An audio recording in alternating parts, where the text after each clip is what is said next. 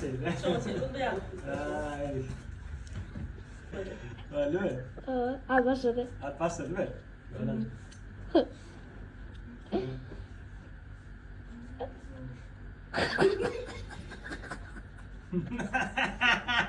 Değerli değil mi? Sarın kaldı. Dur. Ama başla. Vay suçu. Yalan oluyor da. Yalan oluyor. Değerli değil mi? Böyle gülme ya. Şöyle devam et atıyor. Baksana böyle tamam. Böyle. Adam rahat doğru.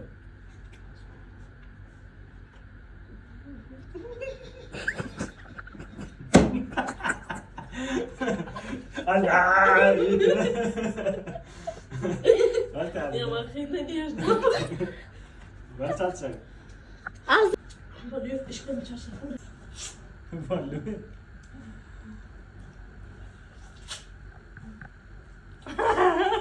Golli aşağı düştüm golli getirin de ne diyecek o golli. Böyle rahat et. O saygıdan bir işte. Bu saygıdan bir işte ya. Bu saygıdan. Çesin. Bu saygıdan. Ya bakayım işte. Ay ay bakayım.